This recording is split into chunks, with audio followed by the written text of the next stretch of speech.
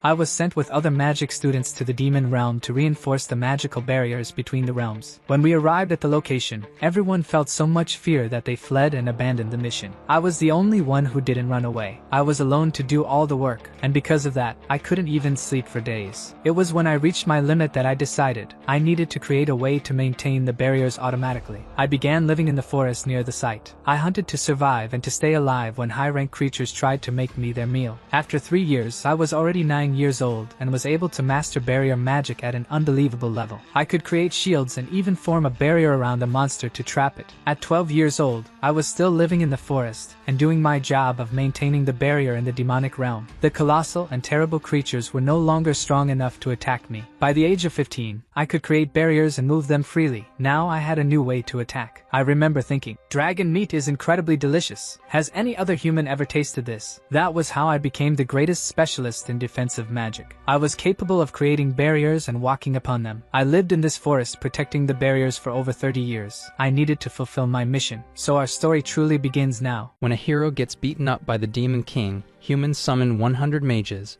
The mages create barriers against the demon realm while the heroes fight him. Year after year, teams of heroes try to defeat the demon and always lose. 30 years go by, and we see a 39-year-old barrier mage named Blake. One day, he leaves his house to check the state of the barrier and the monsters, and notices the demons are almost invading and the barrier has weakened. Fulfilling his task, he reinforces the barrier and drives the vile creatures away. He notices the barrier is less effective, and the amount of magic needed to maintain it has increased. So he prays that the new team of heroes will defeat the Demon King soon. Meanwhile, the heroes are giving everything they got in the battle against the Demon King. A heroine uses her sword and delivers a massive blow, fatally wounding the Demon King and eliminating him once and for all. She celebrates and tells all the heroes to let out a victorious cheer. Blake notices that the heroes have defeated the demons and is shocked. When the miasma finally disappears, it sinks in that the Demon King has been defeated. After 30 years, the miasma and the monsters are gone, and the world will now be at peace. He expects a reward for having spent 30 years maintaining the barrier to protect those inside. A month passes, and a knight shows up saying he's no longer needed. He claims Blake wasted public funds on a useless barrier and calls him a fraud. Blake tries to justify it by saying he kept the barrier up to prevent the miasma and monsters from entering. The knights keep belittling him and kick him out of his cabin, saying it belongs to the kingdom. After 30 years of hard work, the barrier mage never imagined things would end this way. He has no choice but to return to his hometown and stop by an adventurer's guild. There he receives a minimal reward for all his years of hard work. The woman running the place says he's a stuck-up barrier mage and doesn't deserve any more than that. Our protagonist is sad to receive so little even after working so hard his whole life. This makes him wonder if his barrier is really that useless. The next day, he has no other job options and needs to cover his living expenses, so he asks the guildmaster for a job. The old woman says there's no work for people like him, since mages like that are useless. The other adventurers mock him, saying he won't even find lousy jobs. They start laughing in his face for being a now useless barrier mage, until royal knights walk into the establishment looking for the mage named Blake. Our protagonist introduces himself as the barrier mage,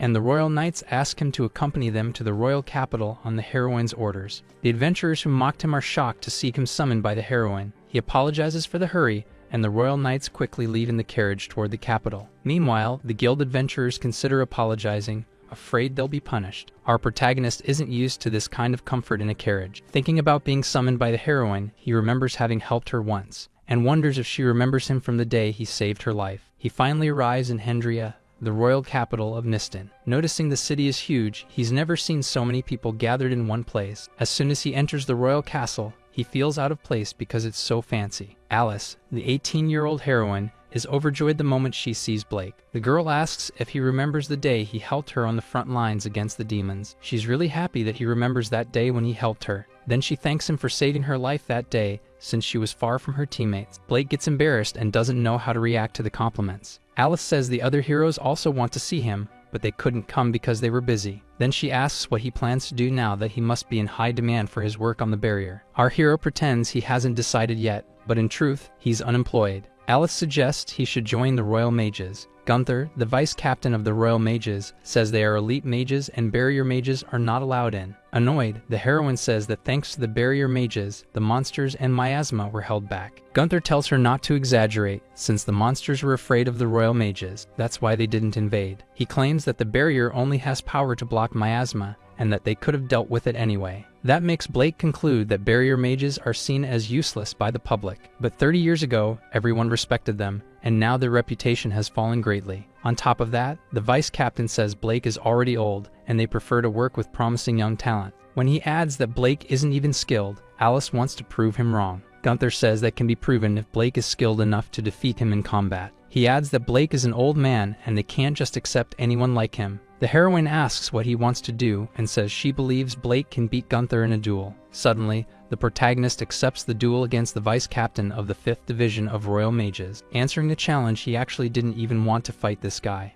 Gunther reintroduces himself and makes a small fireball in his hand. He warns he doesn't want to hear any whining when the barrier mage gets eliminated, and then he launches a giant fireball at his opponent. All the royal mages think the battle is already over and expected as much from the vice captain. Convinced he won, Gunther says it was easy to defeat a mere barrier mage. But seeing something move, he asks who dares interrupt his moment of victory. And Blake stands up and asks when the actual trial is going to begin. Everyone is shocked to see he survived the vice captain's spell without a scratch. Gunther thinks it's impossible because he cast a spell meant to reduce the mage to ashes. Trying to understand how the old man survived, he thinks maybe he held back and prepares to cast a stronger spell. He tells the old man not to dodge if he really thinks he can withstand his magic. Our protagonist doesn't dodge and creates a barrier to block the incoming spell. Irritated, the vice captain hurls multiple fireballs to finish him off. The mages think that's overkill, since no one could survive such attacks. Our hero finds Gunther's magic far too weak. He wonders if the kid is still going easy on him. Convinced he's already won,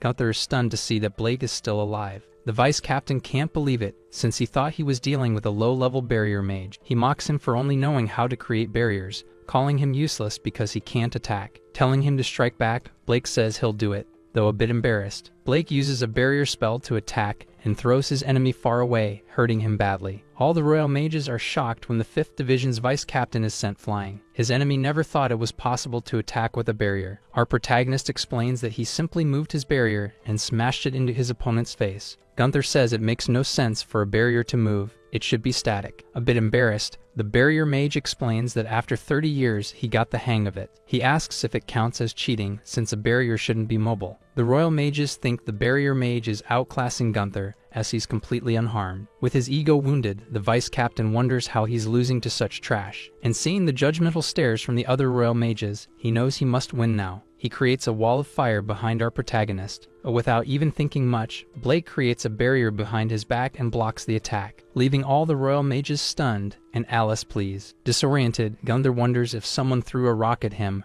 or if something tried to hit him. That's when he realizes the barrier activates by itself. Alice says this is proof that Blake is stronger and Gunther won't get away with it next time. Even more terrified and unhinged, the vice captain refuses to let the fight end like this. After all, failing to take down a barrier mage will only disappoint Alice. The mages start fleeing because he's casting an advanced spell, and even they might get caught in it. Gunther yells that he's going to use all his power to eliminate Blake. He summons a massive firestorm down upon our hero. While all the mages flee, Blake doesn't even seem to care about the spell. Alice knows a normal barrier wouldn't be able to block this advanced spell, but Blake's can. Then she remembers the day she was saved by the barrier mage. He used several mini barriers to defeat the demons and save her life. That makes her certain he won't lose this fight. After all, he does the same thing he did that day, using his barriers to cut through the attack. Falling to his knees, the vice captain can't believe his strongest spell didn't work. Noticing the captain is out of magic, they ask if the barrier mage won. Alice announces that the mage from the barrier squad is victorious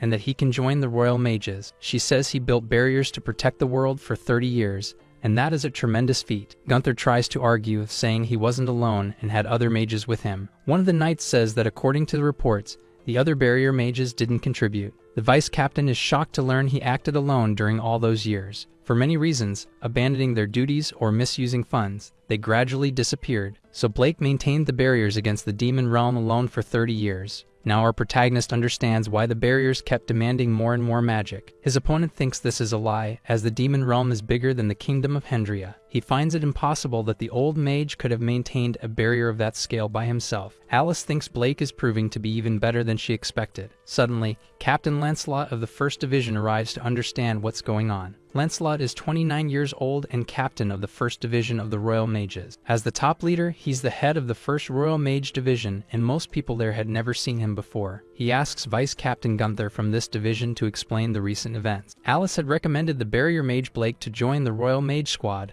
and Gunther doubted him. Lancelot understands that she then conducted a practical test, and he sees that Gunther from the 5th Division lost the duel. Trying to justify himself, Gunther says he held back and that it wouldn't have been right to go all out against a weak mage. The captain of the 1st Division tells him to stop with those pathetic excuses. After all, regardless of title, if you have skill, you'll be allowed to join. He welcomes Blake, who is now a member of the Royal Mage Squad. The other members find it strange that a barrier mage is being allowed to join the squad. Our protagonist is surprised they let him enter the Royal Mage Squad. He wonders if someone like him, who only worked with barriers for 30 years, will be able to handle it. Alice congratulates the barrier mage, saying she always believed in him. Our hero thanks Alice, and she says it's time to celebrate and eat something. However, Lancelot appears behind her and says they don't have time for that. They begin taking her back to work, and the girl tries to resist. The captain then asks what kind of relationship the mage has with her, since Alice seems to like him quite a bit. Blake says they're just acquaintances, and Lancelot mentions that there are many opportunists who get close to her.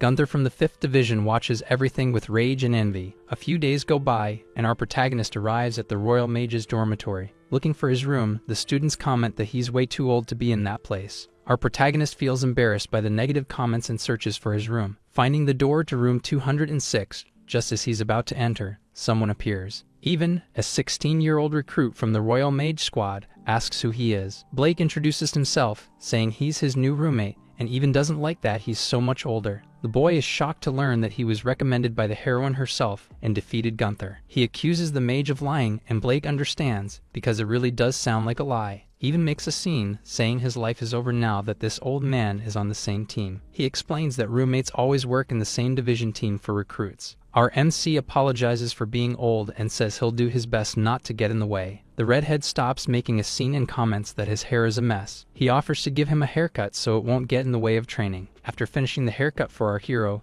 he thanks him and even feels lighter. Then training time arrives, and the two put on their uniforms to go train. Two other 16-year-old recruit girls show up, Clara and Therese. Both ask who the old man is, since they've never seen him before and ended up on the same team as him. Finally, we see the protagonist with his hair cut and a cleaner appearance, introducing himself as Blake. The girls wonder why an old man ended up on their team and find it strange that he's a recruit. Clara warns that Therese is going too far, even if she agrees with her. Our protagonist understands them, since all the recruits are young, and he's the only old man there. A representative introduces the old man, saying he'll be joining them from today on. Then Blake introduces himself as a barrier mage and says it's a pleasure to meet everyone. At that moment, everyone realizes he's the barrier mage who defeated the vice captain. The two girls talk among themselves, unable to believe that this old man beat Gunther. The redhead thinks they're screwed because he feels like the old guy must be weak given his occupation. Meanwhile, the 5th Division's vice captain continues glaring angrily at our protagonist. The representative explains that everyone here is a new recruit and has no assigned division yet. That's why the training results will decide which division they'll go to. They're not officially enlisted yet. He then explains they'll carry out a survival exercise and hunt monsters in the Mecha Forest. They will have 2 weeks to earn points, and the recruits focus on the survival exercises. After all, the place is filled with miasma and monsters, and they think Blake got unlucky. He even becomes pessimistic, saying Mecha Forest is no place for beginners. As everyone gets ready, he tells the barrier mage not to get in their way. Each team has a dragon carriage that will take them to their starting point. Meanwhile, Gunther intends to show the barrier mage what hell looks like. As soon as they arrive at the forest, everyone is startled by how strange the place is. He even asks why their starting point is on top of a mountain miles away from the forest. He says they're screwed and that he thought he'd be joining the Royal Mage Squad and living his dream. A girl tells him to stop whining because it's pathetic and he should be a leader who shows confidence. He even keeps complaining that they're unlucky and says he didn't even want to be the leader, which annoys the girl. Blake tells them to start checking the map to see where they are. Looking at the map, they realize they're a bit far but can make it in time if they hurry. Our protagonist tells them to move as fast as possible so they can arrive on time for the competition. They see no other option and decide to give it their all. They cross a mountain and part of the forest filled with rocks. They complain about the heavy luggage making it hard to walk and feel like they're not even close to the forest yet. Meanwhile, the old man hasn't even broken a sweat and seems used to this kind of mission. By nightfall, they finally arrive at Mecha Forest. They see the thick miasma, and a normal person would die instantly just from entering it. Clara says their target is a level 2 Komodo dragon and even has the location of its nest. The barrier mage asks what level means, and the redhead is shocked that he doesn't know. He explains that monsters are ranked in 10 levels of strength, and level 3 is far too strong for rookies like them. Blake thanks him, saying the info was really helpful and even feels validated. The two girls move ahead and leave the others behind. A few seconds later, the group starts walking together again, until they hear noises in the bushes behind them. They notice 3 vicious goblins coming in to attack. The redhead knows these are level 1 monsters and plans to handle them himself. He fires a fireball and takes down one of them right away, but the other 2 charge at him and attack with full force. Clara tells him never to let his guard down and uses a purple spell to save him and defeat the goblin. Even says he didn't need her help to deal with goblins. There he starts healing the boy after noticing he got slightly hurt. Meanwhile, the old man watches everything from a distance and even says he could have helped a little. The group says he didn't even want help because he insisted on facing them alone. They continue walking until a large carnivorous plant appears. The plant quickly attacks the barrier mage, knocking him to the ground. But he ends up without a single scratch,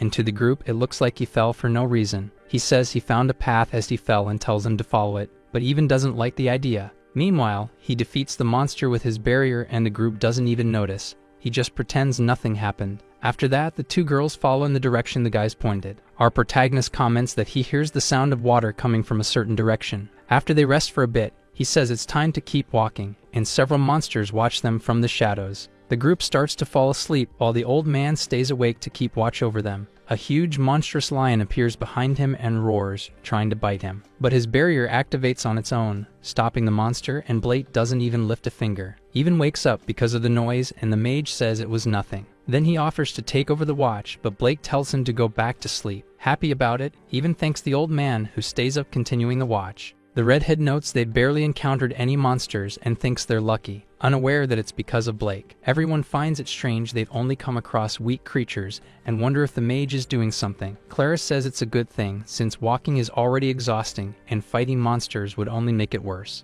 Gunther assumes the old man must have died since he sent them to the harshest location possible. Even if they reach their objective, a monster worse than a Komodo dragon will be waiting. The team then encounters a massive and terrifying level 4 salamander, a monster that can burn a person to ashes with a single breath, and they all consider running away. But another giant salamander appears, surrounding the team. Even falls to his knees in despair, saying there's no way they can defeat both monsters. The girls are terrified as soon as the salamander starts breathing fire aggressively, but they realize it's not hot because they're protected by a barrier created by the mage Blake. The captain and vice captain are completely shocked that the salamander's flames are being blocked by the barrier. Then the other salamander also breathes a whirlwind of fire, which doesn't burn even. He realizes the barrier is protecting all of them, but still thinks there's no way they'll escape. Suddenly, our protagonist starts to step outside the barrier and says he's going to face both monsters. The redhead is in shock when the old man says he's going out and that they should stay inside the barrier. He begs the old man not to use himself as bait,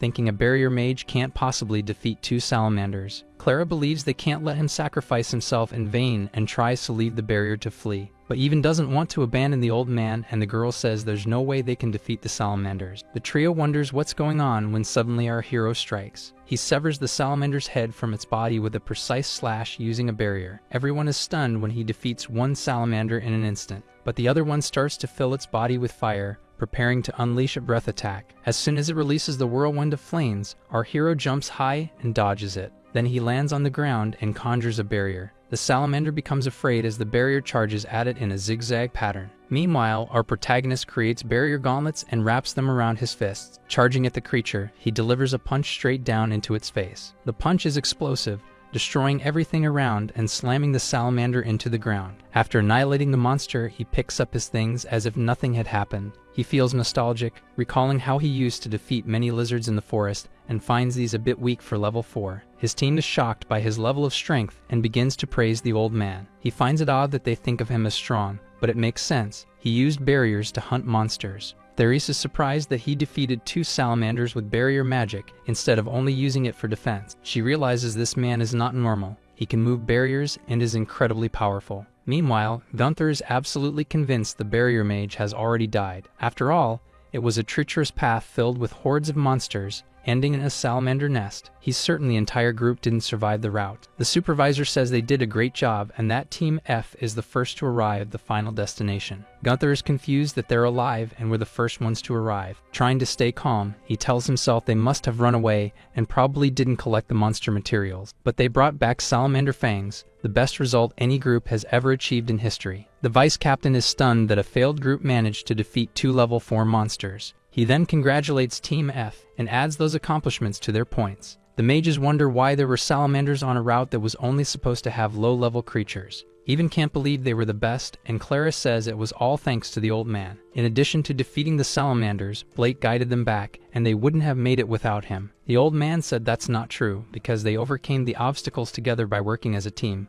Even says he just gave a little help and didn't do much. And the team thanks the old man, saying he's a really cool guy. They admit they had more setbacks along the way than the other teams, and it felt like too much of a coincidence. Gunther feels full of hatred and doesn't want to let this go, wishing to take revenge on the barrier mage. A few days pass, and their training will now be in competition format. Even complains that there isn't much room, and they decide to move to the second area, where there are fewer people. The vice captain gives a sinister smile, as if he's planning something involving Blake. The old man and the redhead are about to start dueling. Meanwhile, Gunther says he'll be instructing the team, which makes them wonder why the vice captain personally came to their training field. He tells them to get into position and stop whispering, and says the barrier mage doesn't need to join. Gathering the trio and excluding the old man, he says the class is about to begin. A few seconds later, Therese is already on the ground, injured. Clara immediately begins healing her. Meanwhile, Gunther tells them to take it more seriously. If they were fighting monsters, they'd already be dead. The three get up as the man says the lesson hasn't even started yet. When our protagonist steps in to intervene, the arrogant mage tells him to stay out of it. Seeing Blake outraged, that's exactly the reaction Gunther wanted, to make the mage feel powerless. He then tells Even to stand up and get in position, saying that if he doesn't comply, he'll force them to move using his fire magic. He casts a fire whirlwind spell and throws it at the trio of recruits. After attacking the young team, he claims his hand slipped and blames the barrier mage for insulting him, saying they shouldn't misunderstand. He didn't eliminate them, just disciplined them a bit too harshly, and maybe burned them a little. As the smoke starts to clear, he wants to see the miserable state of the mage's companions, but they're not burned at all because he cast a barrier around his teammates. Gunther is in shock that they didn't suffer a single scratch. Even realizes it was the old man's barrier that saved their lives. The vice captain is angry that the mage managed to do something even without him noticing. The royal mages think it's odd that the vice captain is fighting Team F. He justifies it by saying he was training the recruits, but they've reached their limits. The redhead says that wasn't training, it was an assault, and he doesn't want Gunther to get away with it. The light-haired girl wants to beat her own teammates, saying that they can still continue the lesson and they won't lose. The mages are surprised that they still want to continue even while exhausted and cheer for them to beat Gunther. The vice captain knows that if he stops now, people will start saying awful things about him. Therese heals her two teammates, and they decide to work together to win. Gunther calls them losers and says they'll never beat him in a duel, casting more fire magic, which they manage to avoid, because another barrier appears and protects them, leaving the captain furious. Then Clara and Even, now angry with the deceitful mage, start casting their own spells. He gets hit and injured by their combined magic. Even more furious, he reveals his true face and says he won't let them get away with this. At that moment, the old man steps in front of the two and spreads his arms to protect them. Meanwhile, the other royal mages shout for Gunther to stop what he's doing. He claims he was just instructing the team, but they tell him to stop making excuses. Realizing that he held a grudge against Blake, they understand now why he targeted Team F. Another captain says Gunther is dismissed from his duties and might even be fired. That makes the man explode with rage, demanding to know why he has to suffer like this. He blames Blake entirely, placing all his anger and frustration on the barrier mage. After that, they take a break, and Blake gets the rest he deserves, finding it satisfying to see Gunther fall. Clara says the starting point of the exercise had been a petty move by the vice captain. The old man apologizes for causing trouble for the team, even says it wasn't his fault. They ask how he became so strong, since he used barriers that no one had ever seen before. Before he can explain, a woman arrives under orders from the wise witch Edda to escort Blake. The man is confused, and the woman drags him away, saying they're in a hurry. The two girls find it strange that Edda, from the heroine's group, was the one who summoned him. They arrive at the Magic Research Institute in the Kingdom of Hendria. Edda, the wise witch and 13-year-old director of the Research Institute, happily reunites with the mage. The protagonist is glad to see her doing well after so long. She gets angry at him for treating an extraordinary and genius witch, who appears only once every century, like a child. But in truth, Edda doesn't care, and our hero apologizes to her. Getting straight to the point, the witch summoned the mage because she needs his strength to capture monsters. She explains that physical cages don't work on enraged monsters, and some species emit miasma, so their research has been limited to the monsters' natural habitats, which is an inefficient method. Her wish is to capture monsters and study them at the Magic Research Institute. They might even find a countermeasure for miasma. She knows that heroes are protected by the goddess and can block miasma, which is why they're able to enter the demon realm. Returning to the original topic, the witch asks if he can capture monsters above level 5. Her assistant says she's overestimating barrier mages, but at that moment, the protagonist says he thinks he can capture monsters above level 5.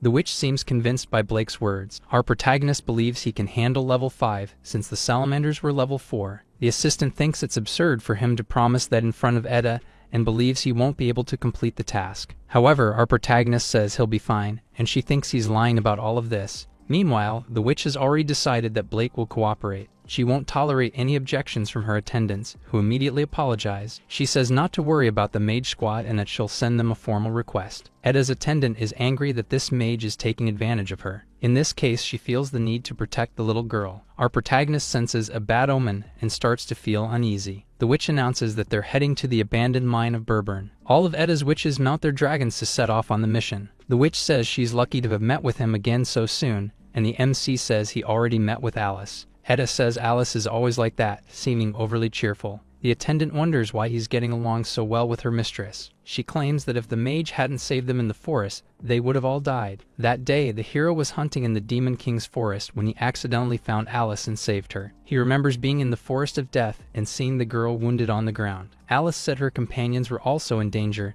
and asked him to save them too. Our hero searched the area and found Edda surrounded by monsters. The Forest of Death messes with the senses of anyone who enters it, which is why the team got separated. So if he hadn't saved them, everyone would have died in that place. Being modest, our protagonist says it wasn't a big deal, and the girl finds that very kind of him. He notices that the girl seems to be having fun, and he feels jealous. He spent his whole life maintaining the barrier since he was 9. He even wonders if Edda plays like the children he sees on the streets. The girl confidently says she's a genius mage from birth and doesn't play with children, but she almost seems like she wants him to go play with them. A few days later, he arrives at the abandoned mine of Burburn. They notice there's a lot of miasma, and it seems dangerous for the weaker mages. Blake says he'll create a barrier so everyone can walk inside, and they think it's impossible to make a barrier move. To prove he can, our protagonist creates a barrier around himself and enters the area filled with miasma. The weaker mages find it outrageous to go into a place with such dense miasma. Suddenly, he returns and asks if they're coming too, proving the barrier worked. Edda explains that this is one of the effects of Blake's barrier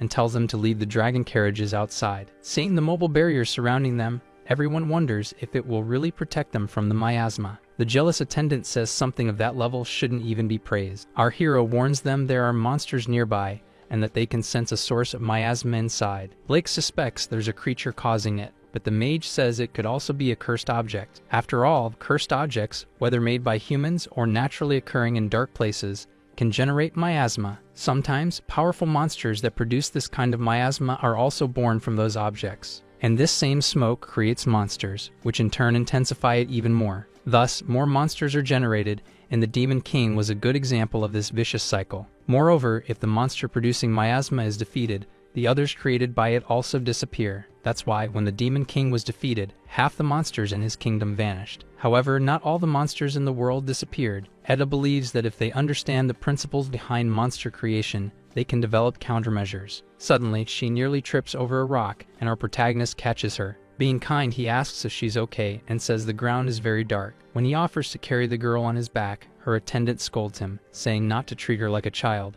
She's a prodigy. The witch says she's fine and tells them to keep moving forward through the abandoned mine. Suddenly, the demonic smoke grows denser, and further ahead, a minotaur appears roaring, a level 5 monster. Blake thinks it would be interesting to capture this creature, but the witch's attendant is the one who will handle it. All the witches accompanying Edda start casting spells at the monster. Just before the spell hits, the monster roars and stops their magic. The girls get scared, and Edda says ordinary mages won't be able to capture it. She says they'll need the barrier mage, and her attendant insists Edda should be the one to capture the Minotaur. They decide to leave it to the wise witch, but she doesn't look too comfortable with the situation. She steps forward hesitantly and approaches the massive Minotaur, holding her staff nervously, right up until the moment the creature charges at her. Edda seems to be preparing a spell, and the monster is just about to strike her with its axe. Just as it's about to hit her, a barrier appears, saving her life. The other witches are shocked when a giant barrier surrounds the Minotaur, realizing that the barrier mage Blake is the one maintaining it. They ask him not to interfere with Edda, but she quickly tells them to be quiet. She says they brought Blake to capture the creature, though she's afraid the barrier might break. However, a refined barrier can block and purify the miasma and weaken the monster. The weakest mage didn't know barriers could be so effective in suppressing a monster. Thus, a level 5 monster is rendered completely powerless, showing the level of Blake's barrier strength. Not even Edda, the wise witch, could do something like that. She announces to all her attendants that thanks to Blake,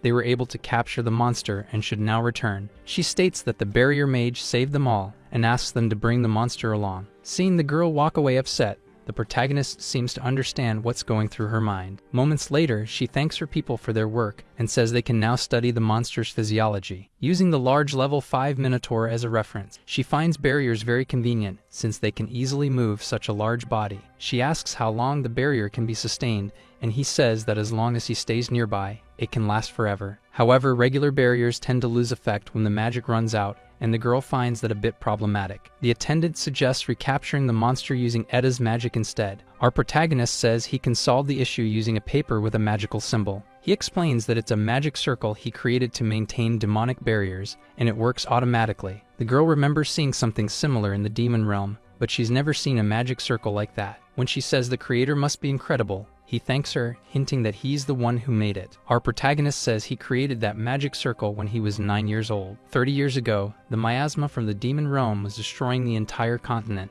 and they gathered many barrier mages. At first, they were trying to maintain the barrier manually, without leaving the site, so he created the magic circle. It only needed to be fueled with mana, and it could sustain itself for a long time, letting them rest and eat. So with 100 people maintaining the barrier with this magic, they were able to cover the entire demon realm. But in the end, only he was left taking care of the barriers. As a result, it drained a lot of his magic and was difficult to maintain alone. The witches acknowledged that he did something incredible and ask if he doesn't feel proud of that feat. Our hero prefers to leave that whole story aside for now and says he doesn't think it was that big of a deal. Then he moves on to activate the magic circle. As soon as he activates it, the barrier begins to sustain itself and keeps the Minotaur trapped. This process may last several hours, and he plans to stay nearby during the research. Edda thanks Mage Blake for his help. They then begin the research and analysis of the monster and the miasma. She assigns the mages to different roles in the research, and the protagonist stays through the entire process. After all the mages leave for home,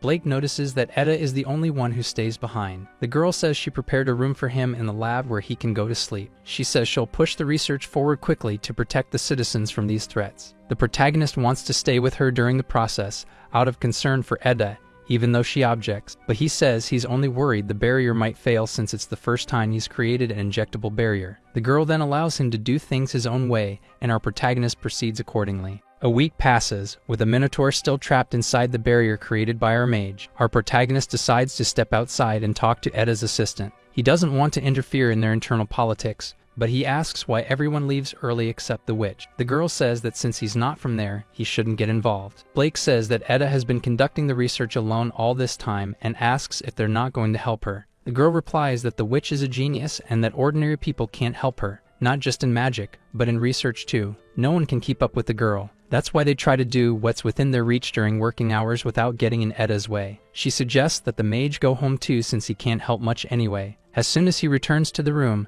the 13-year-old witch has fallen asleep. Being kind, our protagonist takes off his coat and covers her. A few days later, the girl announces that it's break time. Everyone heads to the cafeteria while she eats alone. Blake says she should take a break instead of being holed up in the lab. Edda replies that she'll go to her room later and didn't want to keep him stuck in the lab. She then asks him not to worry about her and tells him to take a break too. Everyone goes to the cafeteria to eat a grand feast. Meanwhile, the witch is conducting research alone, deeply focused, with no one accompanying her. The research is at such a high level that no one understands what she's doing. They comment that she could have captured the monster by herself without the barrier mage. Her most loyal companion says that if they leave everything to her, it'll all work out. But our protagonist disagrees, and the mages get worked up about it. Blake says that constantly praising her and leaving everything on her shoulders isn't mature. She's still a child. The woman tells him to stop treating her like a child because she's the greatest genius in the kingdom's history. All the mages agree that while she looks like a child, she's already an adult and that he understands nothing about her. The protagonist agrees that she's a brilliant researcher and mage, more capable than most adults, but that doesn't change the fact that she's still a child who looks at others with envy. And during the fight with the Minotaur, she froze, because as brilliant as she is, she's also kind. That's why she acts the way adults expect her to. He says it's absurd for them to claim with such confidence that she's an adult. He asks if they've ever had an honest conversation with the witch to understand her feelings, or if they never actually wanted to help Edda. All the mages there are left speechless and decide to leave, lost in thought. At that moment, the witch appears with a sad and tired expression. Our protagonist tries to talk to her, but she turns away and leaves without saying anything. Later, in his room, Blake hears a knock at the door. The 13-year-old witch enters and asks if they can talk for a moment. He prepares some coffee for the girl, and she apologizes for the inconvenience. Our hero wraps a blanket around her since it's cold, and she thanks him. She drinks the coffee in an innocent way. She apologizes for dragging him into her problems, and he admits that he got involved on his own. She says that at first, she was excited to work with the mages, but things changed later on, because everyone started calling her a genius, and everything became easier. But she knows they began doing the bare minimum and dumped all the work on her. It's always been that way. The people around her ended up changing because of her. They were just regular folks from a normal village. There were no nobles or mages in her family, only simple speech. Then she quickly learned to speak and later to walk. She learned to read from a book her parents had at home. Still very young, she became fascinated with magic and was already considered a genius. From that day on, she began receiving magic lessons. She quickly became an extraordinary mage with immense talent. Everyone started calling her a genius and a prodigy, expecting her to be independent. She was forced to act like an adult instead of a child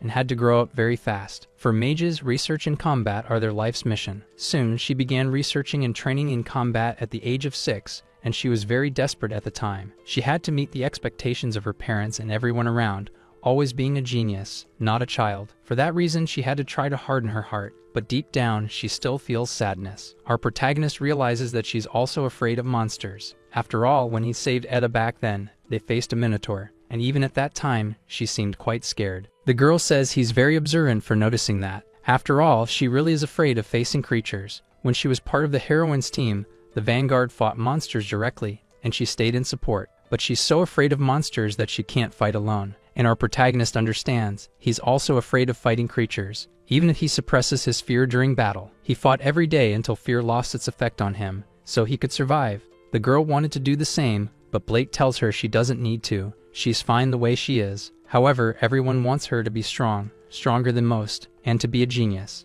And she wants to do her best so she doesn't disappoint anyone and can defeat monsters. In the end, she's afraid of being abandoned, that her parents will see her as useless or talentless, that the people around her will stop thinking she's a genius and leave her because of that. She starts to panic, begging people not to abandon her, promising she'll be a genius and act like an adult, desperately pleading not to be left behind. At that moment, our protagonist gently strokes her head and says everything will be okay. He promises he'll never abandon the witch Edda. He says her life has been really hard and that she's already suffered enough. In that moment, he acknowledges that she's done a great job, and the witch breaks down in tears and hugs the barrier mage, saying all she really wanted was to play with her friends, eat sweets, and spend time with her family. Even though she loves researching, she hates fighting monsters because she's afraid of getting hurt. She wanted to ask for help because children usually depend on adults. But in her case, since she's a genius, no one wants to help her because they already think she's an adult. Blake tells her she doesn't have to try so hard and that she can ask him for help. The protagonist promises that whenever she has a hard time, she can count on him. The two of them hug, and she thanks our hero deeply, falling asleep in his lap while holding his hand. He remembers a time in his life when he found the girl lying on the forest floor after saving her, putting her to sleep and taking care of her when she was hurt. Blake stayed by her side the whole time while she was recovering, and years later he's doing the same with the now older girl. As she's trying to fall asleep, she asks the mage not to leave her alone. Our hero says he's right by her side and not going anywhere. A few days pass and they go out for a walk in the city together, with the girl dressed casually. A few days before they went to the park, the girl held a meeting with her mages, asking everyone to give their best in the research. Everyone worked very hard, including the girl. In the following days, she kept asking for help from everyone and put great effort into the research, until one moment when she got exhausted and needed a hug from Blake, saying she was so tired she couldn't take it anymore. Our protagonist gently comforted her and gave lots of hugs to the little girl. Realizing that Etta was under extreme stress, he wanted to help her. Thinking of something they could do together, he knew she had a day off and invited her out. Immediately, the girl said she wanted to go out with Uncle Blake. The next day, they met at the city market, dressed casually. The two began their stroll, and the witch noticed how many people were in the city. The witch said it was her first time at the main street market because she never had the chance to go out. Blake said that since it was her first time there, it was going to be a lot of fun. They started trying out all sorts of sweets, and as soon as Etta saw other kids, she started playing with them. That made our protagonist very happy, and in the late afternoon she said goodbye to her friends. The girl smiled a lot, and they passed by a shop selling necklaces and jewelry. Our protagonist asked if she liked anything, and she looked for a necklace. Then our hero said he would buy one, and Etta offered to pay. But the barrier mage said this would be a gift for her. The girl was very happy with her necklace and thanked him for the present. Even the shopkeeper said that Blake was a very kind father and that his daughter was adorable. Instead of explaining the situation, they just went along with it as if they were father and daughter. A week later, the witch said she hadn't found a way to counter the miasma. Through her analysis, she saw that the barrier is effective in blocking and purifying the miasma, and plans to gather more barrier mages. The witch asked if she could count on Blake again, and he said yes. All the mages in the room apologized for having dumped everything on her and treating her like an adult. They had placed too much responsibility on a child and neglected their own work. They also admitted they were jealous of Blake, disrespected him a lot, and acted pridefully. They sincerely apologized and bowed before the two of them. Blake and the witch said it was all right and that they didn't mind those things. And she said that it's a problem for them to depend on her for everything, and that they should work harder. They apologized to Blake and said they now understood how important his barriers really are. They confessed that barrier magic is truly amazing. Etta asked why they were apologizing out of nowhere, and the woman said it was thanks to Blake. They had always felt like she wasn't doing well, and they knew it was partly their fault. But they hadn't had the courage to act and were afraid of confronting their own incompetence. After the mage scolded them and helped the witch smile again, that's when they apologized and admitted that Blake's techniques and personality are incredible. The 13-year-old witch said that she truly thinks Blake is an amazing person from the bottom of her heart. After the research concluded, our protagonist said goodbye to the group of mages. The witch said that if anything new came up, she would inform Blake. Then she asked when they'd play again, and he said they could play whenever she wanted. Everyone kindly said goodbye to the barrier mage. He had been away for a while and wondered if his group was doing well. When he arrived, the trio was upset that he took so long and said they were really worried. Our protagonist started telling them the story about capturing monsters. The redhead knew that very few had the privilege of entering the Research Institute's lab. The girls realized that for someone to be close to two members of the hero squad, their magic had to be seriously impressive.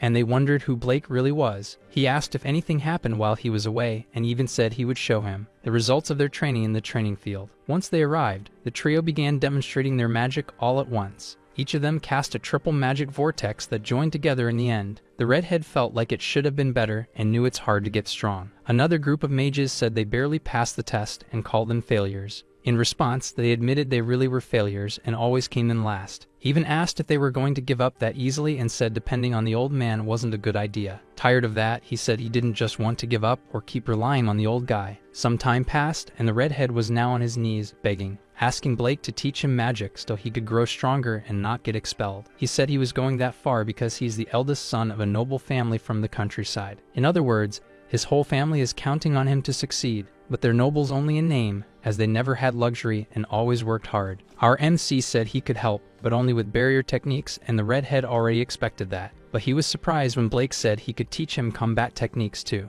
The boy got excited, and they agreed to begin combat training the next day. A day passed, and the redhead asked what the girls were doing there. The girls said it wouldn't be easy to leave them behind, and they were going to learn from the old guy too. The MC said he had invited the two of them because they were feeling the same way as Even. The redhead got annoyed because he had to beg for it, and they didn't. Clara intends to uncover the secret behind Blake's strength and observe him more closely. However, he notices her strange timing, and she wants to do it without being noticed. They return to Mecha Forest, where they face monsters. He even casts his fire magic from his hands and attacks a creature. But just as he's convinced of his own strength, another one appears to attack him. He has to be saved by Blake and his mobile barrier magic, advising the boy to never let his guard down. Suddenly, many more monsters begin to appear, and the girls get scared. Blake tells them to observe, since if there are many enemies, they can use area magic. He then uses a spinning mobile barrier to strike all the enemies at once. The trio is surprised by his power, defeating the monsters with a single blow. They realize the old man is incredibly strong and ask how he does it. He says it's a long story about how he became so strong just by maintaining the barrier in the demon realm. After all, it happened 30 years ago when he was only 9 years old. Back then, when he showed potential as a barrier mage, he was taken to the demon realm. They were tasked with creating barriers to suppress the miasma and monsters of the realm. The pay was very limited,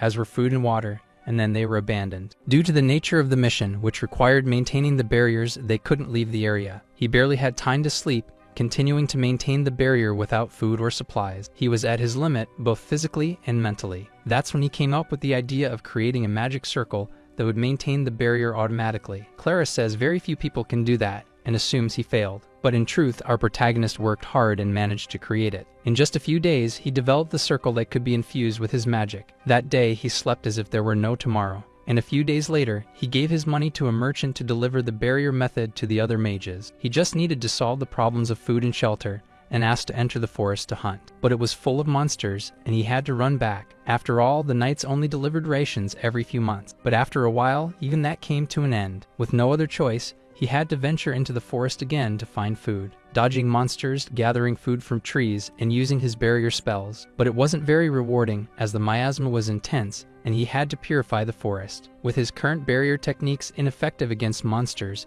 he decided he needed to become stronger. From that point on, he began studying barrier techniques to find a solution. He trained hard and eventually succeeded in strengthening his barriers, managing to apply short-term restrictions and collect resources more easily. 3 years later, Blake was already 12 years old and entered the forest calmly, since his barriers had become refined, restricting most monsters for several minutes, and with the miasma purified, his magic had increased and he could feel his growth clearly. However, he still didn't have the ability to defeat monsters effectively. The barriers were sturdy, but he couldn't move them or use them for attacks. So he continued studying and searching for ways to make his barriers mobile. Thanks to his efforts, after 3 years of training, he could move them with ease. He named his new attack style Offensive Barrier Technique. Finally able to eat meat again, the food tasted much better. However, it was purified monster meat to remove the miasma. Soon he studied even more barrier techniques, including shape, properties, and rigidity, gaining elasticity, viscosity, and changing all their properties. In this way, he developed his combat techniques using barriers.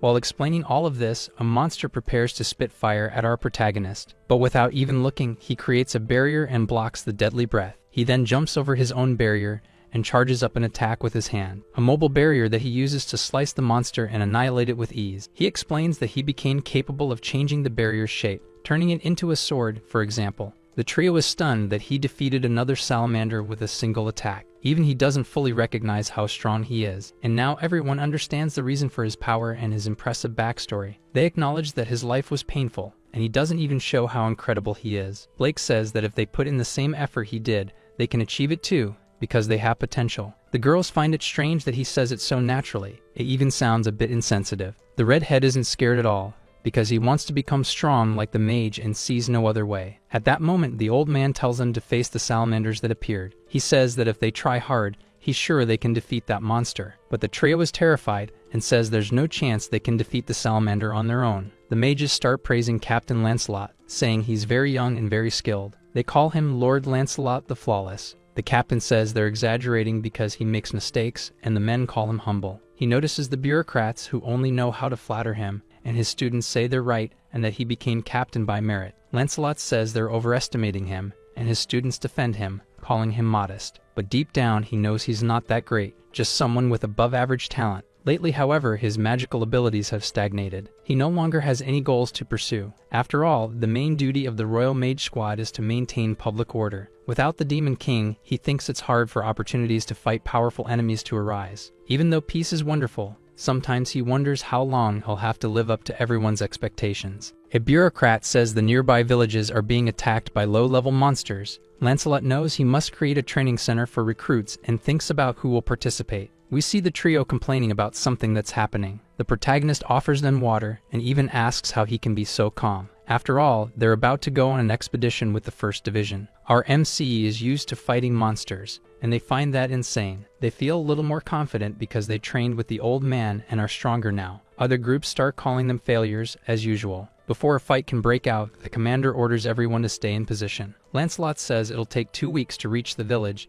and they'll have to face dozens of level 3 monsters. They'll form squads of 4 members and keep formation the entire time. The commanders order them to begin the march toward the carriages to depart on the mission. They obey and begin marching, but they get extremely tired after marching non-stop for 6 hours. Everyone is exhausted because the hill is very steep. The commanders announce a 30-minute break, and everyone thanks them. But one of them gets annoyed with the young ones who were resting. He says the recruits should take care of the squad members and bring them food. So the trio of heroes has to massage the older members' shoulders. While the older ones sleep, the recruits don't get to rest and stand guard instead. 7 days later, they feel like they're about to die from exhaustion. None of the trio can handle everything that's happening, except for Blake, who seems perfectly fine and full of energy, offering water to the group. He says that in the past he had similar experiences during his walks through the forest. The trio can't judge the old man, he just doesn't have normal standards. Even wonders where the other recruits are. The commanders say they ran off a long time ago. They say the trio is doing very well, since most recruits run away within the first few days. A jerk commander asks if Blake is the one who got in through Alice's recommendation. Then they mock him for being a middle-aged barrier mage. The redhead defends him, saying he got in through merit and they don't know how strong he really is. The commanders say the trio has become too full of themselves and has stopped respecting their superiors. Just when it looks like a fight is about to break out, Lancelot steps in to intervene and stop it. He asks the trio to stay out of trouble, and they thank him for stepping in. The commander can't believe he defeated Gunther and assumes he must be hiding his true strength. 14 days pass, and they finally arrive at a village destroyed by evil beings. A man says the villages have been constantly attacked by creatures. Crying, he says he knows where the monster's lair is and begs them to defeat them. Outside, we see the trio completely exhausted while Lancelot talks to the villager. Our hero returns and even apologizes for leaving the group leadership to him. The squad leaders start gathering to hear the commander's words. Lancelot states that the village chief is lying to them. Things are burned, but he saw no women and suspects they're being threatened by demons. Everyone is surprised by Lancelot's ability to see through the truth so quickly. He tells them not to consume anything from the village and knows the creatures will attack while they sleep. No one dares oppose the captain's plan to ambush the monsters, but our hero actually raises an objection and lifts his hand to offer an idea. The commanders tell recruit Blake to stop acting full of himself and to respect Lancelot's decision. But the captain tells them to cut it out, saying he doesn't care if he's a recruit or not. He wants to hear the man's opinion. Our protagonist thinks they won't be able to rescue the hostages who were captured with the current strategy. But the captain says he doesn't know where the enemies are, and Blake intends to search for them until nightfall. The others don't believe it will work since time is short and the villagers won't help. Blake says it's possible to track the monsters using his barrier detection techniques. He explains that this barrier detects targets within a certain perimeter. By turning the barrier into particles, he can register the movements of anything that touches it. This way, he can detect not only people and monsters, but anything with a physical form. The commanders think he's lying because, to them, barrier techniques are useless. To prove it works, he says there are 2 people behind him drinking water and yawning. They're shocked and think it was all staged with the barrier mage. Lancelot decides to let their squad locate the monster's hideout and rescue the hostages. The others believe that even if the recruits go on the offensive, it won't change the situation. However, the captain declares that the operation will begin at night. As night falls, the protagonist's group walks through the forest in search of the hideout. Even is happy that Lancelot gave such an important task to recruits like them. Theris thinks the captain doesn't actually believe they'll succeed, and they ask if the old man can really find the monsters. He says he can,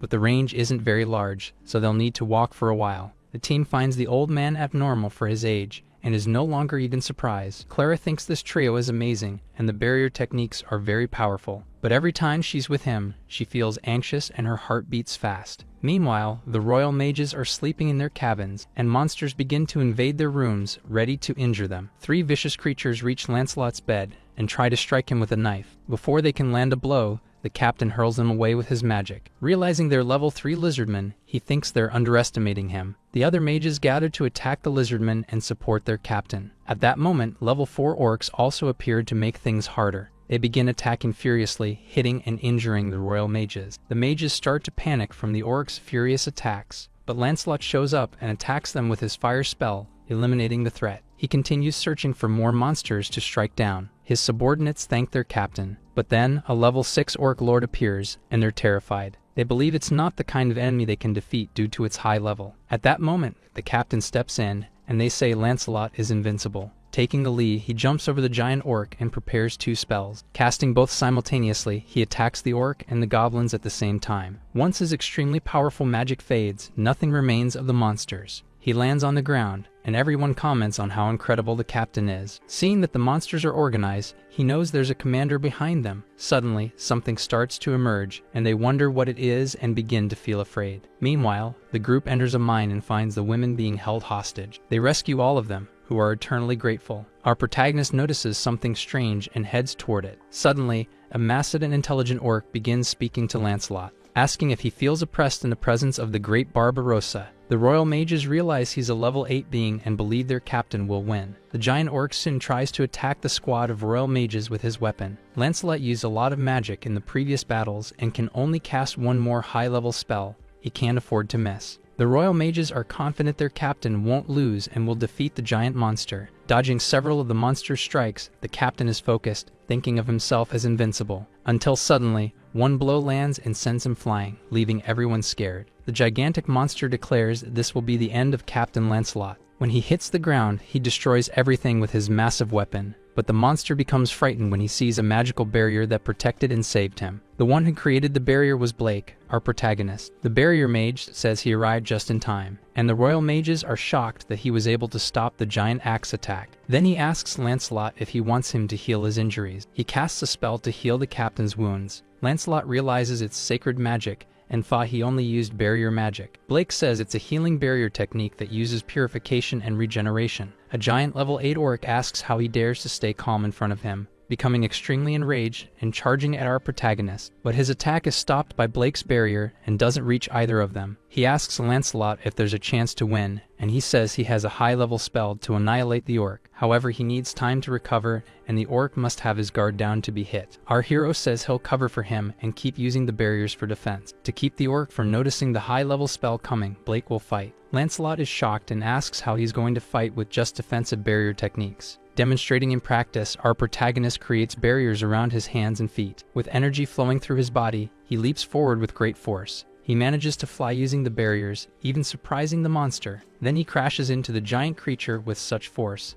that it gets thrown far and falls to the ground despite its massive body, making the monster even more enraged. But the mage keeps using the barrier under his feet to jump high. Reaching the monster's height, he prepares a punch with barriers surrounding his fingers, delivering a powerful blow to the monster's face. The moment it gets stunned, Blake shouts for the captain to cast his spell. Lancelot obeys and prepares his high-level powerful magic, firing an extremely powerful spell of flames and spectral energy. Instantly, it annihilates the level 8 orc. When the magical blast ends, the creature is on the ground, completely burned and wounded. Everyone celebrates the giant's defeat and had expected no less from the captain. Lancelot, exhausted, says they somehow managed it. Before he can fall unconscious, our hero grabs him by the arm and praises his magic, saying it was incredible, and the captain returns the compliment. However, everyone only acknowledges Captain Lancelot's effort and not Blake's. They say he would have won easily if Blake hadn't interfered and accuse him of stealing the glory. Lancelot tells them to stop with those comments because without him, he wouldn't have won. Even so, our hero says the captain could have won without him, actually. He explains that the captain is human.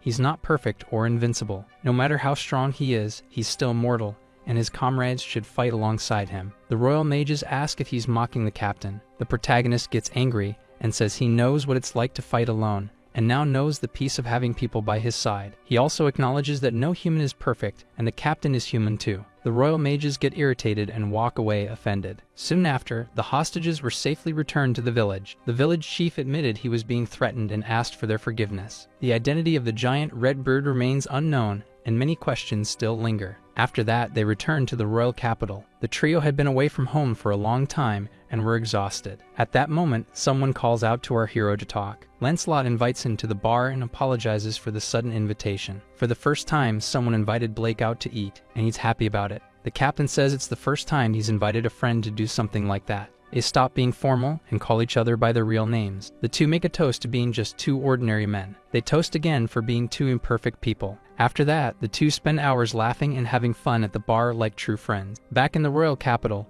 our protagonist has a day off and walks the streets alone. A lot has happened recently, and he's unsure what will come next. Thanks to the heroine Alice, who has now entered his life, he knows he needs to thank her. and meanwhile, a hooded person runs after him, bumping into our hero and quickly apologizing afterward. Blake asks if she's hurt, and suddenly the girl grabs his hand, leading the mage somewhere he still doesn't know. The royal knights are searching for the girl who's on the run. They wonder where she went and start searching for her. The two hide, and she apologizes for dragging him like that. He realizes it's the heroine Alice who's fleeing from the persistent guards. The girl says she heard about his recent achievements and that it's been a long time since they last saw each other. Blake says he didn't do anything special and asks why Alice is being chased. Excited, the girl says she's running away from work. Preparations to celebrate the fall of the Demon King and other events she's forced to attend. She has to meet thousands of important people. In addition, she has to respond to letters and handle important bureaucratic documents. Our hero imagines that must be very difficult. Hedda and the others are going too, but they don't have nearly as much work as Alice, who's overwhelmed. That's why she ran away from her responsibilities and isn't thinking about the consequences. Blake understands that Alice needed a change of pace to calm down. He then asks if the heroine wants to go out with him to clear her mind. Since she's done so much for him, he wants to thank her properly. Without thinking twice, the girl accepts our hero's invitation. She didn't know a place like this existed so close to the royal capital, and it turns out to be Alice's favorite spot. Blake asks if he can intrude on the personal space Alice comes to when she wants to be alone, and she allows it. She then takes out several foods from her lunchbox for them to share. Our hero is impressed by the sandwiches she made. He asks why there are 2 sandwiches, but she doesn't explain. They quickly start eating, and our protagonist compliments the taste of the food she made. He says she's a great cook, and Alice says she's very domestic despite being a heroine. Our protagonist doesn't find that strange at all. Alice explains that before becoming a heroine, she was just a regular girl living in a simple village. Just an ordinary girl, good at housework, with no special powers. Until one day, she received a revelation and the blessing of the goddess Altria. From that day on, she became a heroine, one who received visions on how to defeat the Demon King. She underwent harsh training to become a warrior. She had never even held a sword before that and ended up with blisters on her hands. She admits it's amazing that she got strong so quickly and found swordsmanship fun. She figures it must be talent, and Blake agrees she got very strong in a short time. Alice says the training was tough, the enemies were very strong, and she had few companions. After trying very hard, the girl managed to find a way to defeat the Demon King. She says there are few monsters now, and the greatest threat is already gone. Now there is peace, and everyone can smile, but she's still a heroine. Blake says he's just an old mage who spent 30 years making barriers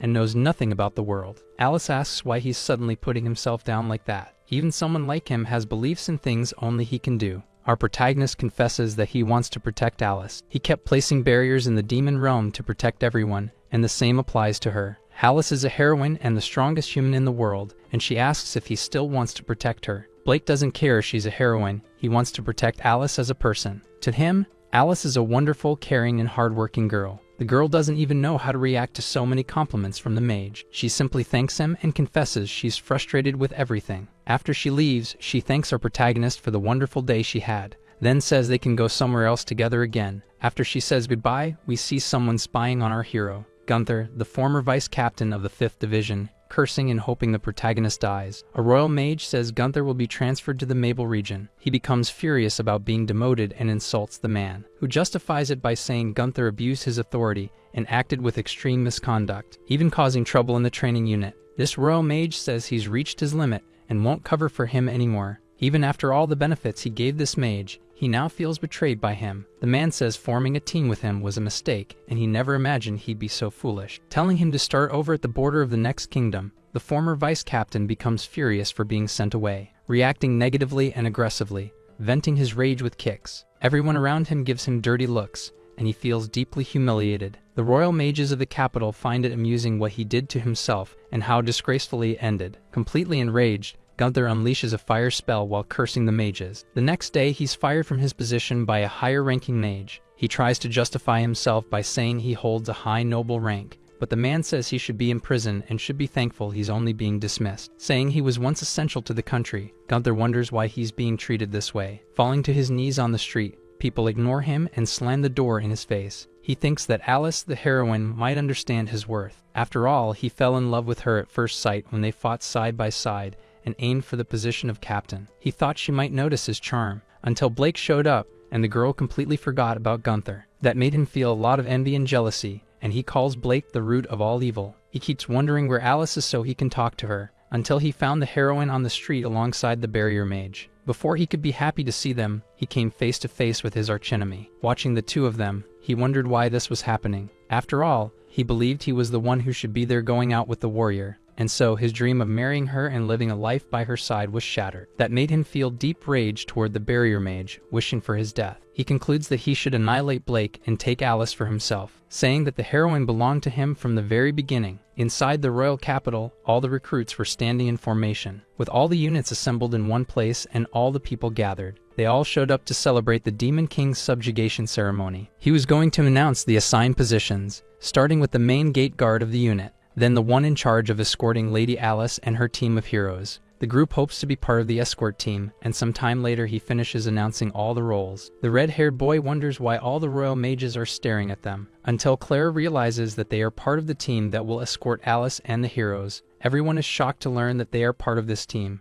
The royal mages don't like the idea of recruits doing the escorting. Lancelot quickly says it was a personal recommendation from Alice herself. They performed admirably during the monster attack. Blake has the achievement of defeating Lord Gunther and has the trust of Alice and Edda. Everyone agrees that he's truly strong enough to fight alongside the captain. The captain declares that this is the final decision and orders them to fulfill their respective duties, and the mages obey him. Surprised, the quartet arrives in front of the heroine's room. Even feels like he's going to throw up from so much nervousness. The girls find it unpleasant and tell him to hold it in, but they're all trembling from anxiety, and they have no choice but to enter the room. As soon as they enter, the heroine Alice and the witch Edda are already waiting for them. They are surprised to see the two of them so close. Our protagonist greets them as if he were already close to them. Alice says she heard about the great work Blake did defeating the monsters. The witch was already expecting that from him, and the quartet is impressed by how close and familiar they seem. They sit together with the royal knights and get very nervous, until the heroine says they're not going to hurt them and they can relax. Theris thinks the two are very friendly, but the knights are scary. The two say they recommended Blake because they know his ability very well. The thin girls accompanying Edda find it very reassuring to see him there. Clara is shocked that so many incredible people know the old man, which indicates he's no ordinary person. The redhead had already realized how amazing he was, but didn't expect it to be on this level. One of the knights makes a suggestion to the heroine and asks if the three accompanying Blake are also strong, saying that they don't give off the aura of strong people. They look like beginner mages no matter how many times you look at them. He suggests maybe they should be replaced by more experienced mages. The three young ones admit that maybe they aren't that useful, but regardless, Blake trusts them. Clara stands up and asks to be allowed to be part of the mission. The three say they can do this and that no one really knows what they're capable of. The royal knight asks if they can take a test with him, so the three stand in front of him in an arena. He says the rules are simple. If they land a single hit on him, they win, and the royal knight won't use magic, putting himself at a disadvantage. The three don't like the way he looks down on them. Annoyed, the redhead tells him not to make that face and prepares a fire spell. The three prepare their spells and attack the royal mage together. After all three are on the ground, he asks if it's already over. Even is shocked that he dodged all their magic. This royal knight claims to have been trained by Lady Walburga, and says he wouldn't lose to mages like them. Walburga was part of the vanguard of Heroes of the Holy Sword, a genius in the art of swordsmanship. She has a lot of experience fighting mages, and there's no chance of defeating her. The royal knight can't entrust the escort duty to powerless humans. He asks how many days are left until the ceremony, and Alice says there are 3 weeks. Blake asks if they would be accepted as part of the team if they got stronger on their own. The royal knight says he will evaluate them 3 days before the ceremony and decide then. Our hero asks what they should do, and the trio refuses to give up and wants to grow stronger. The two heroines say they're rooting for the team and wish him good luck. The knight wonders what they can possibly achieve in just 3 weeks, but says he will observe their performance. The trio plans to give their all in training to become stronger. They head to the Mecha Forest, facing giant high-level monsters. They scream and run from the level 3 monsters in fear, thinking they can't win, while the protagonist, floating on a barrier, tells them they can win. He says they won't grow stronger if they run from the fight. The red-haired one gathers his courage and casts his fire magic at the monsters, but the creature dodges and lands right in front of Even. The lizard man stops right in front of him. The teen realizes their spells weren't very effective and doesn't know what to do. Blake says they need to figure out on their own how to survive and get stronger. The lizard man is about to ferociously attack the redhead, but before he can finish off Even, our protagonist steps in and creates a barrier. He says he'll protect them when things get too rough, but then he motivates the trio, telling them they can do this. Theris says they can get stronger if they're properly prepared. Clara says to remember the old man's words in order to be ready. However, Blake says he can't train their magic. He can only teach barrier techniques and knows the basics of physical training. They're unsure what direction to take, but our hero tells them to use the cards they already have up their sleeves. Remembering that conversation they had with the old man, they understand what to do now, which is to improve their physical skills through magic. So when the next attack from the lizard man comes, the girl easily dodges it. Then the redhead hits him with fire using his spell. For the first time, it seems to work, and the lizard gets a bit burned. Theris shows up, telling the creature not to get distracted, already casting her spell. It's completely effective and annihilates the level 3 monster. The trio is overjoyed by the victory and decides to stick to that formation. Our protagonist acknowledges that by fighting together, they multiply their strength, especially if they get along, they'll grow even stronger together. On the second day of training, the protagonist has them climb a mountain to improve their stamina and strength. On the third day, they start to understand their own capabilities and use spells in new ways like healing. Several days pass, and they begin to greatly improve the quality of their spells. Then 3 days before the ceremony, the Royal Knight announces that the evaluation will be held again. Even is determined to act differently this time and not lose. As soon as the Royal Knight sees they're overly confident, he wonders if Blake encouraged them, but he sees no value in false confidence. After all, they're about to face harsh reality. The redhead thinks he should attack first to secure victory and casts his fire spell. However, the knight slashes through the spell with his scythe and says it was useless. But then Theris appears behind him, preparing her purple spell. Yet the knight also dodges that attack and says it's equally useless. He tries to strike the girl, who dodges, and he had thought that blow would land. He realizes that they've improved their physical abilities and skills during this time. He also notices they're fighting well as a team. The battle continues with the trio attacking and him cutting through their strikes. After a while, the trio begins to feel tired and sees that he really is very strong. They decide to bet everything on one final sequence of attacks. They charge the Royal Knight in a tactical formation they had already trained. The team plans to use their newly acquired magic in unison. Then all three launch massive intermediate level spells at the same time. The Royal Knight manages to slash through the enormous spells fired at him, but he ends up exhausted. He even feels frustrated that he dodged and avoided their strong combined attack. At that moment, Alice says the fight is over, and they feel drained of magic and sense that they've lost. Blake tells them they should be proud because they'd gotten stronger in just 3 weeks. The knight walks up to them and says they passed the test, even though they lost. With a crack in his armor, he says it was an impressive spell. Kneeling before them, he says they've become noticeably stronger in 3 weeks. He says they'll do well in the escort mission, and the old man is proud of them. The trio is very happy to receive this in return for their hard work. Alice notices that they have a master-disciple type of relationship. She believes that with Blake's team, the ceremony will go smoothly. However, the witch knows there will still be some rumors and hopes everything goes without trouble. Meanwhile, we see the sickly Gunther walking the streets looking terrible. At last, the day of the Demon King's subjugation ceremony arrives. Everyone in the city celebrates and cheers as the hero team passes by in carriages. The trio of young ones is amazed by the size of the crowd and know they must escort the heroine properly. Blake notices that Alice's companions are in a dragon-drawn carriage behind them. Suddenly, the heroine arrives and wants to talk to our protagonist. However, he believes they must now focus on their job. At this moment, he feels they cannot afford to give any chance for failure. After all, in the words of the Royal Knight,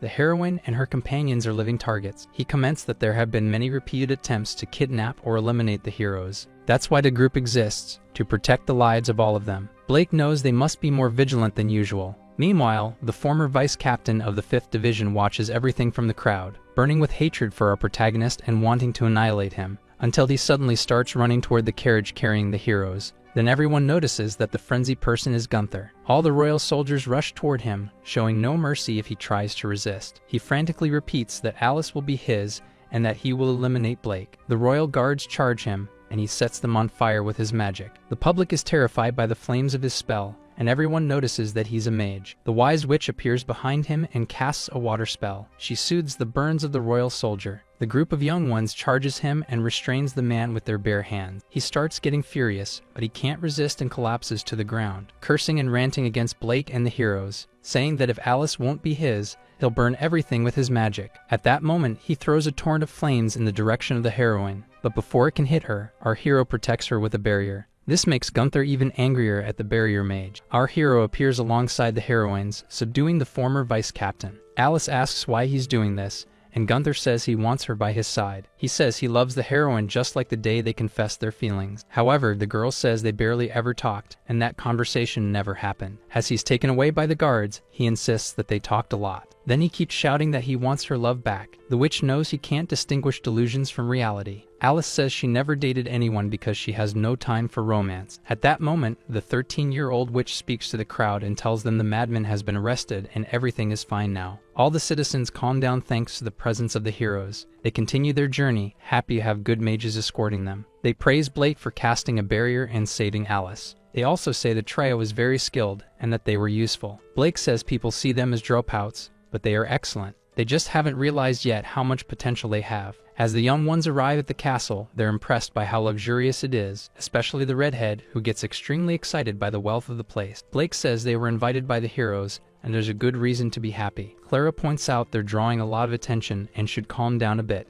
Alice and the witch suddenly appear, asking if they're enjoying the ceremony. The two girls are extremely well dressed for the Demon King's subjugation ceremony. Everyone praises the two girls, including our protagonist, who says they look wonderful. Alice and Etta get embarrassed and thank the old man for the compliment. Lancelot appears and says that Blake has done very well so far. However, he says that his team has done much better than him. The team thinks he's just being modest, but even becomes full of himself. Blake also praises Clara's healing abilities, and she gets shy from the compliment. Alice asks when they became so close to Captain Lancelot, saying it's unexpected. Everyone continues chatting and having fun, as well as eating well and drinking. However, the high-status guests don't seem to like the team who are listening to the heroes. Blake even feels uncomfortable in the presence of the crowd. Then comes the question, where are the other heroes, Val and Rua Hermina? The witch says that Walburga is not participating in the ceremony, and Hermina is currently busy. Our protagonist only wanted to greet the heroes. Then music starts playing to begin the ball's dance. Because of that,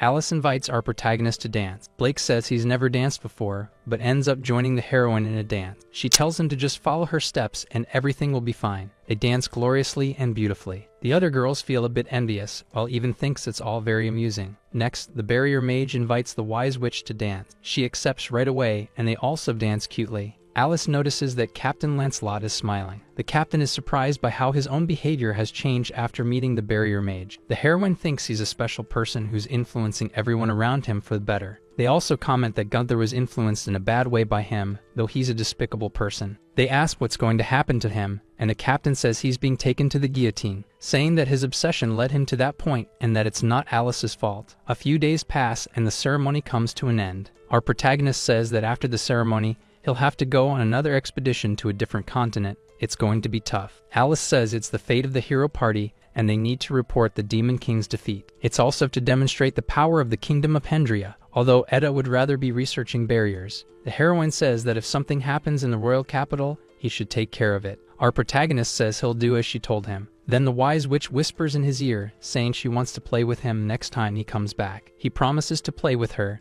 and then the two girls leave in the carriage. Blake wishes them a safe trip to the next continent. After their departure, the captain says it's the first time the hero party has left the capital since the Demon King's defeat, and he hopes nothing bad happens to them. Meanwhile, Gunther, the maniac, seems to be planning something sinister in prison. 1 week after the departure of the hero party, time passes without any strange incident occurring. But meanwhile, in prison, Gunther appears to be scheming something in his mind. Many weeks pass, and the young ones continue training magic, until the mages say training is over, and the trio is exhausted. Even says it was just another day of training and that he wants to go on missions. The girls view that as crazy and are even thankful there are no missions. But the redhead has grown so much stronger that he wants a truly exciting challenge. However, he notices a strange look from the old man and asks if he's angry. In reality, the old man felt that something is coming. The royal knights announce that a massive wave of miasma is approaching. Everyone present is shocked to hear that. Blake and Captain Lancelot, along with the other mages, fly off to check the situation. They notice a huge wave of miasma heading toward the city. The townspeople are terrified upon seeing the black smoke approaching and start to flee. A little girl falls to the ground, and her mother protects her, thinking they'll be consumed by the smoke. But our protagonist intervenes and creates a barrier around them. He then creates a barrier over the entire royal capital to purify the miasma, protecting everyone and making the smoke disappear from the royal capital, driving the miasma away, just as the captain had expected from Blake, saving everyone in the city. And the mage says he can maintain that barrier for a few months. However, he cannot use the magic circle in this case. The mages continue levitating above the city to assess the situation. They see several mad mages massacring people in the streets with their spells. Captain Lancelot wonders if a civil war is beginning, asking the mage to maintain the barrier and for each squad to defend their designated area. He wonders whether it's an invasion from another continent or just a rebellion. Meanwhile, the young ones are running to save people who are being annihilated in the streets in broad daylight. However, Captain Lancelot manages to rescue some civilians, asking the squadrons to do the same. Thus begins a war between the mages of the royal capital and the criminal mages. They start evacuating the city and protecting civilians. The crazed mages charge at the royal capital mages to eliminate them, but Evan's group and the two girls manage to dodge. However, the criminals don't stop attacking them and try to eliminate them at all costs, until Therius enhances the other two to make them stronger. Then Clara and Even charge at the criminal mages attacking them, hitting them with their spells and taking them down with relative ease, saying that compared to Blake's training, this is much easier. The girl really thought she would die during the old man's training. Now they are surrounded by several criminal mages and wonder how many of them are there. They have no choice but to fight and use their spells to defeat these mages. A child in the street is about to be set on fire by the lunatic mages, until Therius gives her all to save the child and stop the spell from reaching them. As soon as the fireball explodes, everyone is in shock, thinking the girl might have been hit. But the hero created a barrier around the two, saving them and preventing their death. Our protagonist begins creating barriers around all citizens who were about to be killed by the mages. The captain is surprised to see all the civilians protected by barriers. He realizes that this is all being maintained by Blake, the barrier mage, who created a barrier for every living person in the city. Clara keeps attacking the criminal mages non-stop. After defeating them, they head toward another girl who is holding a child in her arms. She repeats that the old man's barrier protected and saved her life.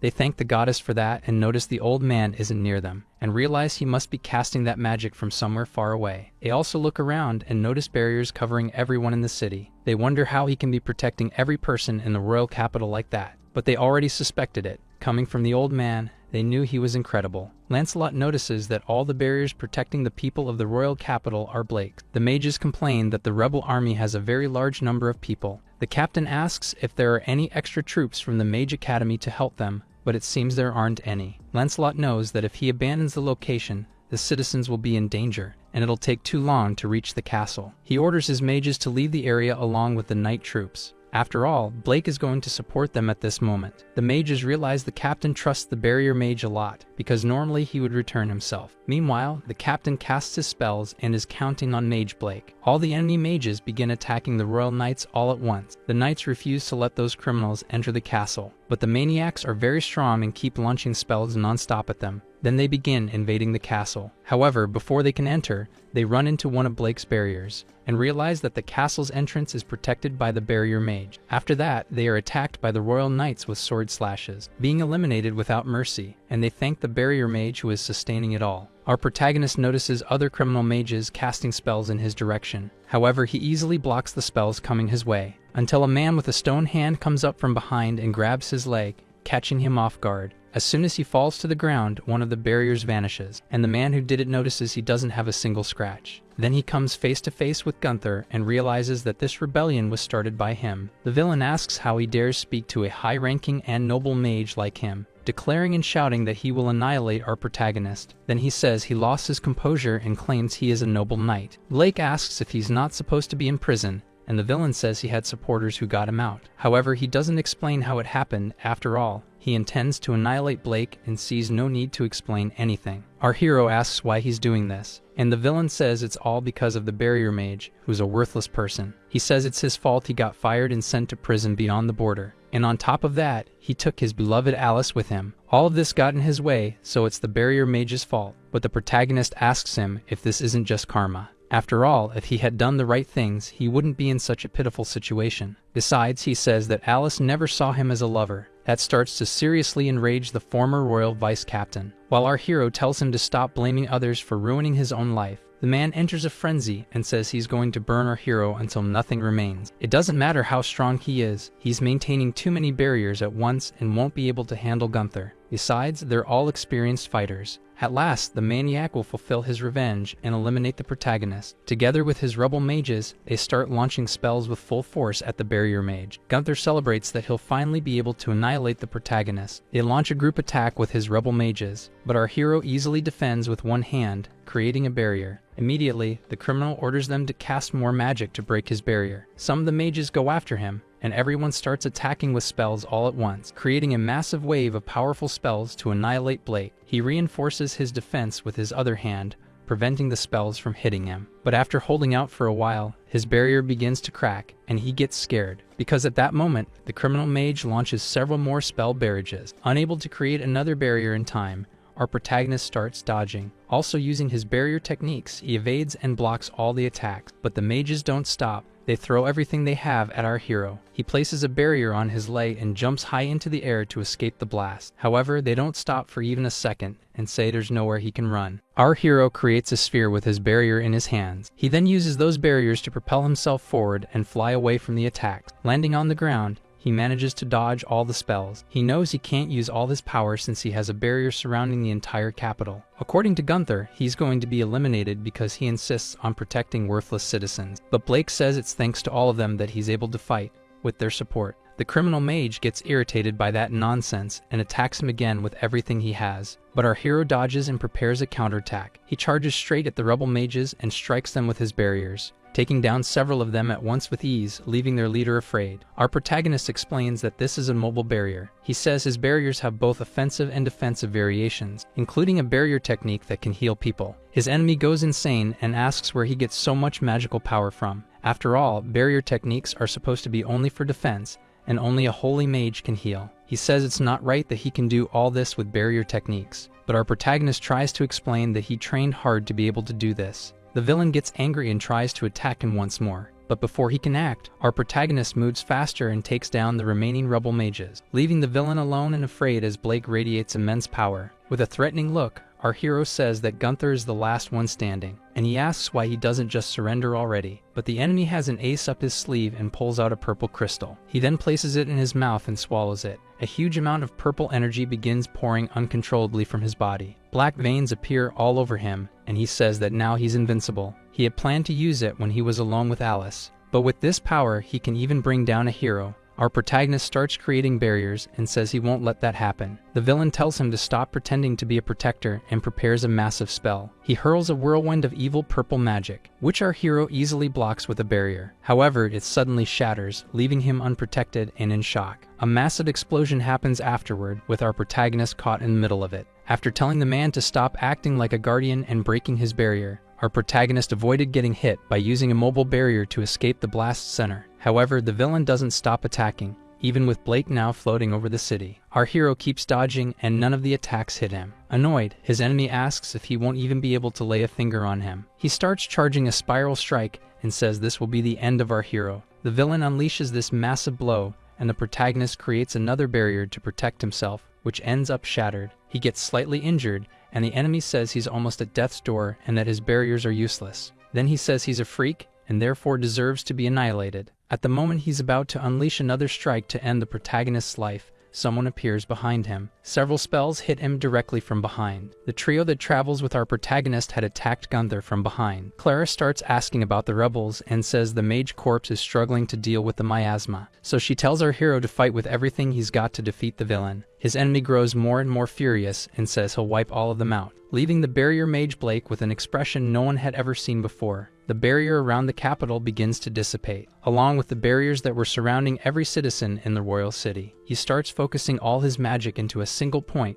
releasing it in an explosive surge. The trio is amazed by the amount of magical power he possesses. Everyone begins praying for him to win this battle. Meanwhile, the protagonist is engulfed in a powerful flow of energy. Gunther says it's useless to act so serious now, because he won't be able to land a hit. The villain casts another extremely powerful spell at the barrier mage, saying that he's already lost and hasn't even realized it yet. However, the protagonist manages to avoid the spell without a single scratch, leaving the villain in shock as he was sure the attack had hit directly. But he doesn't care and says he'll do this as many times as needed to win the fight. Our hero doesn't even flinch as several magic spheres come flying at him. Even with the villain saying it's impossible to block them since they're high-level spells, Blake creates a magical barrier around his enemy, trapping him inside and then releasing a powerful electric surge. The shock is so intense that Gunther immediately collapses to the ground, completely unable to stand. The villain Gunther can't believe his own defeat. Then Blake says that barriers exist to protect everyone. His enemy can't even say a word and is annihilated once and for all. The The miasma begins to vanish from the city the moment he is defeated. Everyone on the old man's team begins to celebrate and cheer for his heroic deed. Clara runs over to give the old man a hug, saying she's so happy about it. At that moment, Captain Lancelot appears, saying that Gunther had a cursed item that generated the miasma. It was a cursed tool that had been activated by his magical power. Our protagonist explains that someone was behind all of this, helping the villain. The monster attack in the village and the royal capital being attacked are abnormal events, which the captain doesn't consider coincidences, but rather orchestrated assaults. Either way, he's glad the crisis in the royal capital was avoided and thanks Blake. The two shake hands, and after that, weeks go by. Afterward,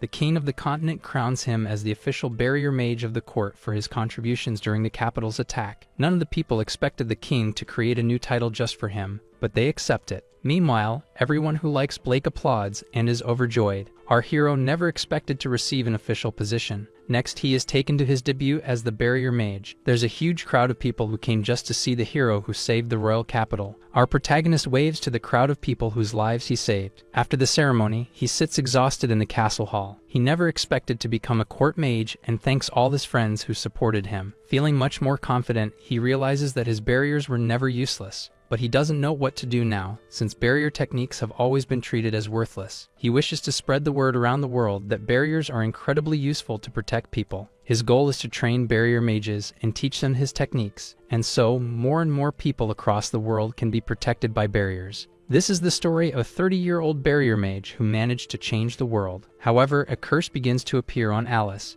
and she starts desperately calling out for help from Blake, a cursed hero. Our video ends here. If you enjoyed it, please like and subscribe to the channel. Until next time, bye bye.